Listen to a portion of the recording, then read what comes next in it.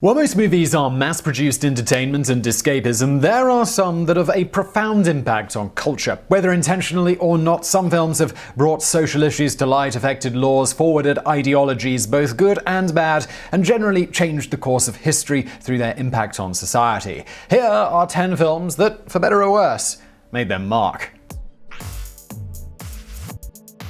Number 10. Supersize Me. Morgan Spurlock's debut documentary finds its director undertaking an experiment to see what will happen if he eats only McDonald's food for an entire month. Along with this stunt, which results in Spurlock gaining more than 20 pounds and experiencing depression and liver damage, the movie also investigates the ways that fast food is marketed and the culture of poor nutrition and addiction that restaurants promote. The film was wildly successful and immediately helped to reignite public concern over the obesity epidemic. Less than 6 weeks after its release, McDonald's discontinued the supersize option at all of its locations, though the restaurant would later deny that this move had anything to do with the film. Since then, they have made steps to include healthier alternatives on their menu. Number 9. Rosetta. Although it's not that well known, this small film from directors Jean-Pierre and Luc Dardon caused quite a stir upon its release in 1999 and won the Palme d'Or at the Cannes Film Festival. It tells the story of a teenage girl named Rosetta who, after leaving home to escape her alcoholic mother, tries to find any work she can to survive on her own. The film was so realistic and moving that it was able to inspire a new law in Belgium that prohibited employers from paying teenage workers anything less than the minimum wage. Number 8. 2001: A Space Odyssey. It may be hard to imagine now, but when it was released in 1968, 2001 was one of the most groundbreaking, imaginative, and downright puzzling movies to have ever been made.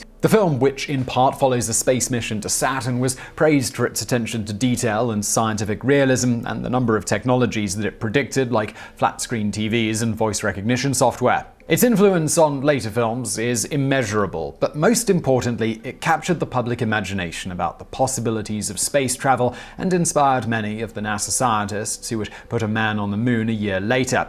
With this in mind, it's little surprise that when they landed on the moon, the Apollo 11 astronauts described the scene as being exactly like 2001. Number 7. Harlan County USA. Director Barbara Koppel's documentary Harlan County USA is unique in that its production may have just made as much of an impact as its eventual release. The film, made over the course of many months in the early 70s, followed 180 coal miners in rural Kentucky on strike for safer working conditions and better pay, and the struggle that ensued when they tried to stand up to the Duke Power Company. The strike was a long and bitter affair with a number of acts of violence, and it was only after one of the miners was shot dead that some compromise was finally reached. Koppel's camera was there to document it all, and there's little doubt that several incidences of violence were averted simply because she and her film crew were present as witnesses.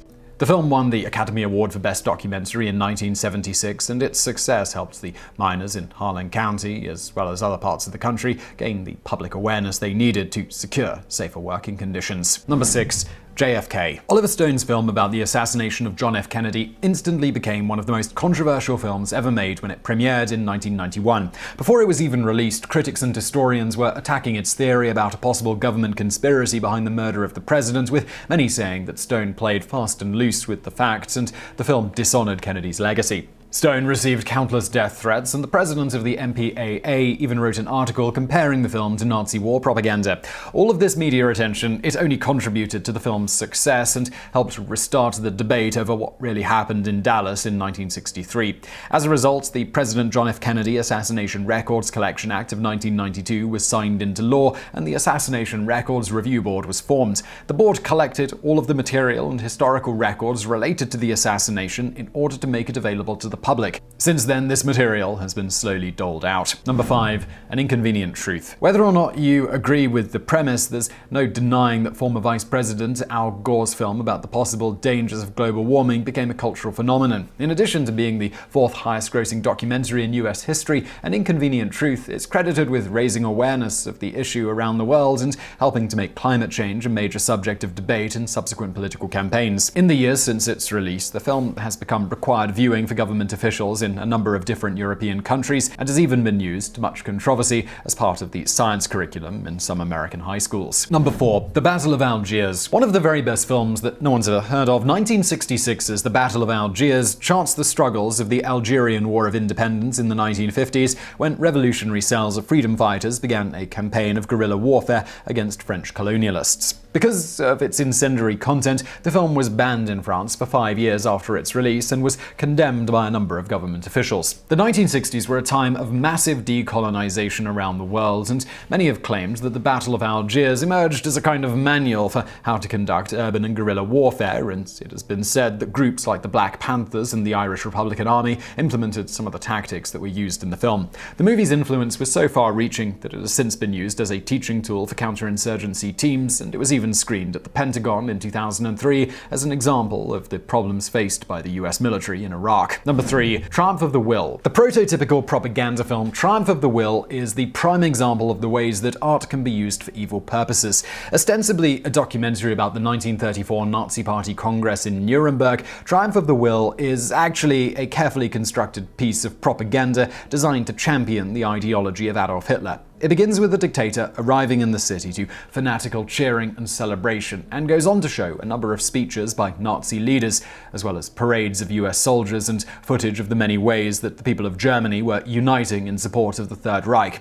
The film was not highly promoted outside of Germany, and historical opinions on its impact vary, but it is widely accepted that Triumph of the Will contributed in large part to helping build a cult of personality around Hitler, as well as creating the illusion of unanimous support for his policies. The film's technical style is as brilliant as its message is sinister, and to this day many recognize its director, Leni Riefenstahl, as one of the preeminent female filmmakers of the 20th century. Number 2. The Birth of a Nation. Still credited as one of the most influential films ever made, director D.W. Griffith's silent film The Birth of a Nation was released in 1915. The film's sweeping narrative follows events surrounding the American Civil War, the assassination of Abraham Lincoln, and the formation of the Ku Klux Klan.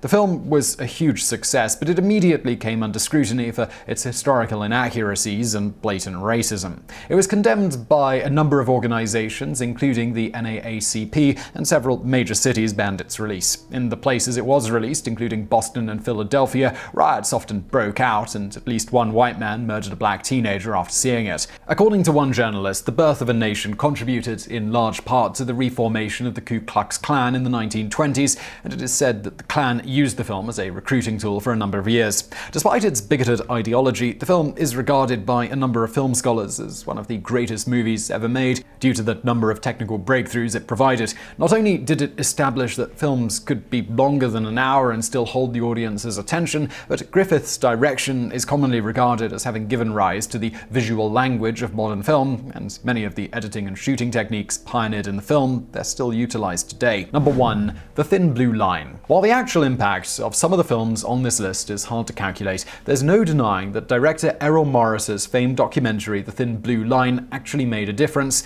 if only in the life of one man. Originally released in 1988, the film tells the story of Randall Dale Adams, a man who was incorrectly sentenced to death for the murder of a Dallas police officer. Using extensive research and a number of stylized reenactments, Morris used his film to illustrate that eyewitness testimonies of the crime were unreliable, and that a number of other witnesses in the trial had committed perjury. As a result of the publicity that surrounded the release of The Thin Blue Line, Adams was eventually given a chance at a retrial, acquitted of the murder charge, and given back his freedom. The film is now regarded as a classic of the documentary genre, and its style of crime scene reenactments was hugely influential on subsequent films and television shows. So I really hope you found that video interesting. If you did, please do hit that thumbs up button below. Don't forget to subscribe. We've got brand new videos just like this every other week. When you're subscribing, hit that notification bell so you find out when we put out a new video. Also, why not check out my other channel called Biographics? It's biographies of notable people from history, if you couldn't tell from the name of the channel. There is a link to that below. And as always, thank you for watching.